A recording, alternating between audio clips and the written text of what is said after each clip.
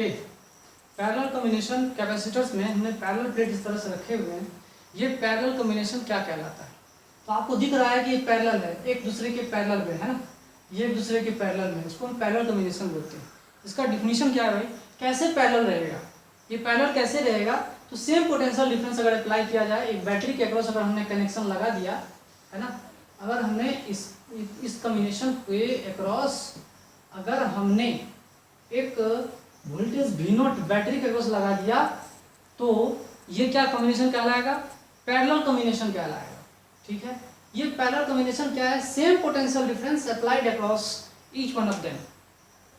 Same potential difference है, इसके across सबके अक्रॉस क्या है? सेम पोटेंशियल डिफरेंस अप्लाई किया हुआ है। ऐसे कॉम्बिनेशन को लोग पैरेलल कैपेसिटेंस कहते हैं, पैरेलल कॉम्बिनेशन कहते हैं। और इस पैरेलल कॉम्बिनेशन में आपको साफ पता चल रहा होगा कि कैपेसिटेंस जो है वो बढ़ रही है। कैपेसिटेंस क्या हो रही है? इसमें बढ़ रही है। कैसे बढ़ रही है वो देखिए, इसमें सेपरेशन सेम है। देखिए सेपरेशन मान लो कि सेपरेशन इसमें सेम मान लेते हैं, थोड़ी देर के लिए मान लो सेपरेशन सेम है, थोड़ा बढ़ा हुआ है, लेकिन अब देख रहे हैं प्लेट का एरिया इस तरह से कंफाइन किया गया है, प्लेट का एरिया क्या हो रहा है? बढ़ रहा है। तो कैपेसिटेंस की वैल्यू हम लिखते हैं, क्या लिखते हैं? एप्सिलॉन के into A divided by D. तो capacitance is directly proportional to area. Area इस तरह के कॉम्बिनेशन में डालने से बढ़ रहा है। ठीक है, इस तरह के कॉम्बिनेशन में डालने से कैपेसिटेंस क्यों बढ़ रहे हैं? क्योंकि इसका एरिया क्या हो रहा है? नेट एरिया क्या हो रहा है? बढ़ रहा है। सेपरेशन क्या है? कांस्टेंट। सेपरेशन कांस्टेंट है तो capacitance is directly proportional to plate area, plates का एरिया है ना, directly proportional to dielectric constant also. ठीक है, डाइलेक्ट्रिक कांस्टेंट के ऊपर भी डिपेंड करता है डायरेक्टली, है ना। तो इस बैटरी को हमने अक्रॉस इसको डाल के रखा हुआ है, तो ये बैटरी क्या करता है? लाइक सेंट्रल गवर्नमेंट है और बहुत सारे स्टेट्स हैं, तो इसने ये बैटरी ने क्या किया? चार्ज Q1 इसके ऊपर स्टोर किया, फिर रिमेनिंग चार्ज कुछ चार्ज इसके ऊपर Q2 स्टोर किया, और जो रिमेनिंग लास्ट में चार्ज है Q1 इसके ऊपर चार्ज किया। मतलब बैटरी ने टोटल चार्ज सप्लाई किया Q, और total charge supplied by battery is equal to Q, है ना। टोटल चार्ज कितना सप्लाई किया बैटरी? Q। Q1 किसके पास जा रहा है? पहला कैपेसिटर के पास। दूसरे के पास कितना जा रहा है? Q2। तीसरे के पास कितना जा रहा है? Q3। लाइक दैट इतने सारे Qn तक जा रहे हैं। ठीक है, तो इस तरह के कॉम्बिनेशन से हम क्या फाइंड करना चाह रहे हैं? नेट कैपेसिटेंस फाइंड करना चाह रहे हैं। इस तरह के सर्किट को सिंप्लीफाई करने के लिए हम एक कैपेसिटर कुछ इस तरह से डाल देंगे, है ना, और डालने के बाद ये क्या होगा? इसका पोटेंशियल डिफरेंस क्या है? V0 है, और ये पॉजिटिव प्लेट और ये नेगेटिव प्लेट, है ना। टोटल चार्ज इसने सप्लाई किया Q, V0 है ना। नेट इसका कैपेसिटेंस Cp हम मान लेते हैं, पैरेलल में कितना है? Cp। तो Cp कितना होगा? तो चार्ज इज इक्वल टू क्या लिखते हैं? Charge is equal to Cv लिखते हैं ना। तो यहाँ पर Cp लिखेंगे एंड पोटेंशियल डिफरेंस V0 जो है वो लिखेंगे। यहाँ पे लिखेंगे C1 V1, यहाँ लिखेंगे C2 V2, C3 V3 dot dot dot, यहाँ क्या लिखेंगे? Cn Vn लिखेंगे। ठीक है, तो यहाँ पर V1 V2 V3 जितने सारे वैल्यूज हैं सब के सब V0 से आ जा रहे हैं। ठीक है, ये सब के सब आ रहे हैं, तो V0 से V0 कैंसिल हो जा रहा है, तो Cp कितना आ रहा है? कैपेसिटेंस Cp कितना आएगा? C1 plus C2 dot dot dot plus Cn। इस तरह से कैपेसिटेंस आ जा रहा है, मतलब कैपेसिटेंस बढ़ रहा है। कैपेसिटेंस जो बढ़ रहा है, इससे साफ पता ये चल रहा है जो नेट कैपेसिटेंस पैरेलल में है that is greater than the greatest. इसमें जो सबसे ग्रेटेस्ट होगा उससे भी ज्यादा कैपेसिटेंस इन पैरेलल होगा। मतलब पैरेलल कॉम्बिनेशन का यूज कहाँ होता है? इसका यूज होता है to increase capacitance, to increase capacitance. Capacitance को बढ़ाने में इसका इस्तेमाल होता है। इसका यूज कहाँ होता है भाई? कैपेसिटेंस को बढ़ाने में। इसका इस तरह कॉम्बिनेशन का यूज कैपेसिटेंस को बढ़ाने में करते हैं। ठीक है, चलिए, तो ये हमारा कैपेसिटेंस इन पैरेलल कहलाता है। ठीक है, अब सवाल ये है कि इस तरह के क्वेश्चंस में अगर चार्ज का रेशियो पूछे तो चार्ज का आप रेशियो आराम से फाइंड कर सकते हो। यहाँ पे पोटेंशियल डिफरेंस कांस्टेंट है, तो यहाँ आप ये देखो कि V इज कांस्टेंट। इसमें क्या हो रहा है?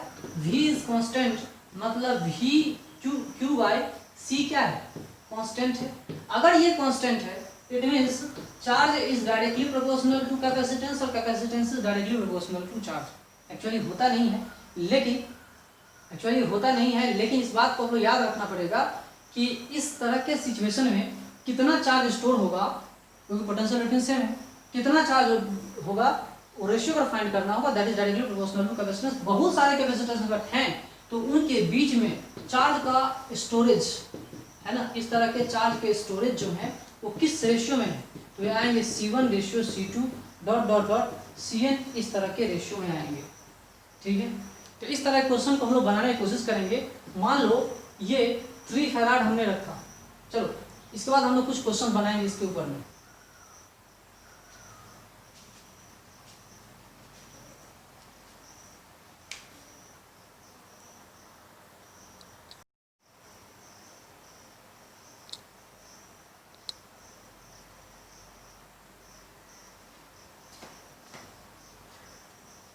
ओके, हमने 3 पैरेलल प्लेट्स यहाँ पे रखे हुए हैं, है ना, पैरेलल कंबाइंड है, देख रहे हैं यहाँ पे।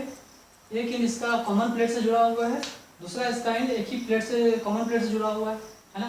तो मैं आपसे पूछ रहा हूँ कि इस कॉम्बिनेशन का नेट कैपेसिटेंस क्या होगा, what is Cp, and second question is what is the value of Q1 ratio, Q2 ratio, Q3, क्योंकि इस क्वेश्चन में पोटेंशियल डिफरेंस क्या है, कांस्टेंट।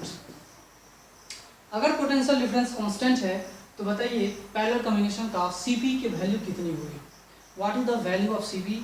तो कोई भी कह देगा कि Cp की वैल्यू जो है, तीन ही कैपेसिटर जुड़े हुए हैं C1 plus C2 plus C3, तो यहाँ पे जोड़ेंगे 2 प्लस 3 5, 5 प्लस 4 कितना 9 फैराड है, और जो कि ग्रेटर देन सबसे ग्रेटेस्ट कौन है 4 है, that is equal to 4 farad, 4 farad से भी ज़्यादा है। ठीक है, दूसरा क्वेश्चन में पूछा what is the ratio of charge when potential difference is constant, तो C is equal to directly charge directly proportional to क्या होगा कैपेसिटेंस, है ना। तो कैपेसिटेंस डायरेक्टली प्रोपोर्शनल है, मतलब C1 ratio C2 ratio C3, ये रेशियो आप देख लीजिए 2 रेशियो 3 रेशियो 4, ये रेशियो हम इजी वे में फाइंड कर सकते हैं। ठीक है, चलिए ये क्वेश्चन समझ में आया, आगे हम लोग चलते हैं। यहाँ पे क्वेश्चन को थोड़ा सा चेंज करते हैं। मान लो ये 12 वोल्ट हमने इधर सप्लाई किया, अब ये 3 वोल्ट है ना, अब ये 4 वोल्ट, ठीक है 4 volt, sorry potential difference same रहेगा, चार्ज हमने यहाँ पे अलग अलग बना रखे हैं। दूसरा क्वेश्चन मैं आपको प्रैक्टिस के लिए दे रहा हूँ, ठीक है, कूलम लिखा हुआ है ना, 12 कूलम, 3 कूलम एंड 4 कूलम, ठीक है, चार्ज डिफरेंस है। तो आपको क्वेश्चन में बताना है कि Cp जो है, Cp की वैल्यू कितनी होगी वो फाइंड करना है। और यहाँ पे पोटेंशियल जो है मैं आपको 10 वोल्ट ले रहा हूँ, 10 वोल्ट का पोटेंशियल बता रहा हूँ। तो आप बताइए कि इसमें Cp की वैल्यू कितनी होगी, what is the value of net capacitance. ठीक है, नेट कैपेसिटेंस कितनी होगी, और चार्ज का रेशियो तो आप बता ही सकते हो, 12/3/4 है ना, वो तो बता ही दोगे। तो C1 C2 C3 बता सकते हो। इसमें आप बताओ Cp की वैल्यू कितनी होगी, what is the value of Cp। Question काफ़ी आसान है, कैसे फाइंड करेंगे, तो capacitance is equal to Q/V है ना, Q/V।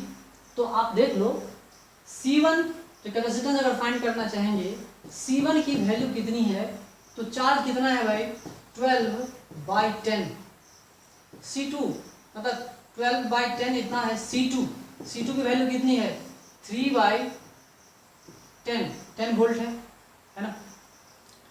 Charge by potential difference, C3 की वैल्यू कितनी है, तो 4/10, ठीक है, ये फैराड है। अब इन सबको ऐड कर देंगे तो अपना काम बन जाएगा। ठीक है, नेट कैपेसिटेंस अगर हम ऐड करना चाहेंगे तो एलसीएम 10 है, 12 प्लस 3 15 ऑन 4 कितना होगा 19/4 फैराड है ना। ये देख लीजिए, आराम से फाइंड कर सकते हैं कितना आया 1.9 फैराड, 1.9 फैराड, जो इसमें से सबसे जो लार्जेस्ट होगा 1.2 उससे भी ज़्यादा होगा। ठीक है, इसके बाद हम लोग पढ़ते हैं mixed grouping, mixed grouping parallel combination मैंने आपको बता दिया। पैरेलल कॉम्बिनेशन में क्या होता है, कैपेसिटेंस बढ़ती है, अपोजिट ऑफ रेसिस्टर होता है, एंड लाइक दैट स्प्रिंग होते हैं, ठीक है। इंडक्टर और उसमें आप रिलेशन खुद फाइंड करो, ये आपके लिए होमवर्क मैंने दे रखा है। अब हम लोग क्या फाइंड करते हैं, मिक्स्ड ग्रुपिंग पढ़ते हैं। क्या पढ़ना है अभी हमें, मिक्स्ड ग्रुपिंग।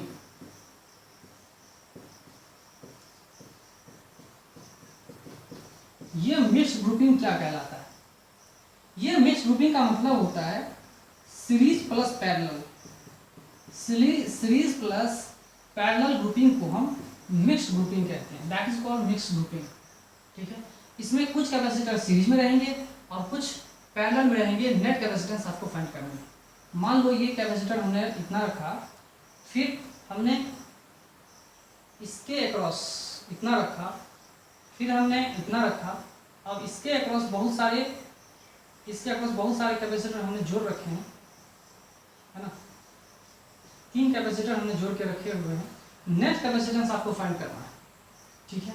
ये 2 फैराड, ये 3 फैराड,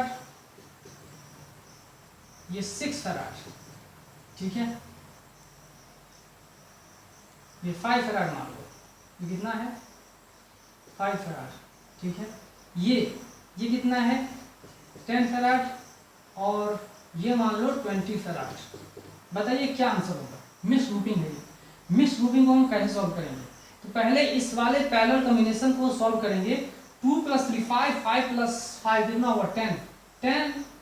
तो अब सॉल्व कैसा होगा भाई, ऐसा 10, इसके बाद ये भी 10, इसके बाद ये कितना 20, 10 10 20, ठीक है। अब इसको सॉल्व कीजिए। अब इसको आप इजी वे में फाइंड कर सकते हो, दोनों सीरीज में है, तो इन दोनों का सीरीज कॉम्बिनेशन क्या होगा, इन दोनों का सीरीज कॉम्बिनेशन क्या होगा 5, है ना। 2 इक्वल है तो कितना होगा 5 एंड 20। एक बार में आप कैलकुलेट कर सकते हो, दो बार में जैसे होता है कैलकुलेट करो, है ना। नेट कैपेसिटेंस जो होगा, अब ये सीरीज में आएंगे नेट कैपेसिटेंस, है ना। तो एक्चुअली ये पूरा मिक्स्ड ग्रुपिंग था, लेकिन अब ये सीरीज कॉम्बिनेशन अगर फाइंड करना चाहेंगे तो लिखेंगे 1/10 1/10 1/20, ठीक है।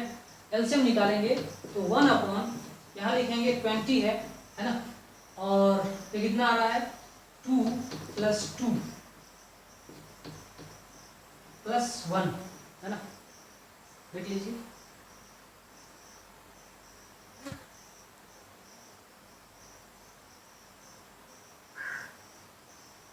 ट्वेंटी बाई 5 कितना है भाई 20/5, that is equal to 4 farad. 4 farad देख लीजिए, 4 फैराड सीरीज कॉम्बिनेशन में 10 से भी कम आ रहा है। जो भी होगा आंसर अब आप समझ गए होंगे कैसे कैलकुलेट करना है। मिक्स्ड ग्रुपिंग हो, पैरेलल ग्रुपिंग हो, सीरीज कॉम्बिनेशन हो, अच्छे से समझ करके आपको क्वेश्चन को बनाना होगा, है ना, तो ही आंसर बनेगा।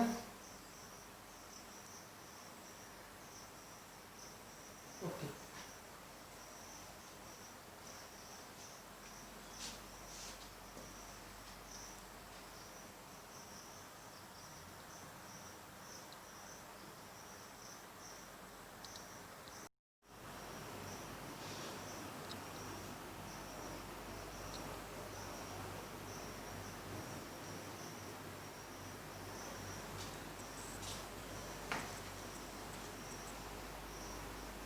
ओके। यहाँ देखिए हमने 4 कैपेसिटर लगा के रखे हैं। एक का वैल्यू 1 फैराड है, दूसरे का 2 फैराड, तीसरे का 3 फैराड और चौथे का 4 फैराड। इसमें सवाल ये है, मैं आपको 2 क्वेश्चन दे रहा हूँ। पहला क्वेश्चन है, इसमें नेट कैपेसिटेंस सीरीज में क्या होगा आंसर वो बताओ। दूसरा चीज बताना है, what is the ratio of potential difference, ठीक है। What is the ratio of potential difference, कितने कैपेसिटर है 4 हैं, V3 एंड V4 की वैल्यू कितनी होगी, ठीक है। तो बताइए क्या होगा। 1 मिनट तक वीडियो पॉज करके इस क्वेश्चन का आंसर आराम से बता सकते हो। कैपेसिटेंस जो सीरीज में अगर हम फाइंड करना चाहेंगे तो आपको मैंने पहले बता दिया था कि जो सीरीज में आता है जो सबसे कम वैल्यू है उससे भी कम वैल्यू आएगी, ठीक है। तो इसको हम एक बार में बिना कैलकुलेट किए कह सकते हैं कि इसकी कैपेसिटेंस वैल्यू ना 4 से ज़्यादा होगा, ना 3 और 4 के बीच में होगा, 2 और 3 के बीच में नहीं होगा, और 1 एंड 2 के बीच में लेस देन 1 होगा। कैसे होगा आप खुद कैलकुलेट कर सकते हो। ये कैसे कैलकुलेट करेंगे, सी की वैल्यू जो लिखेंगे 1/1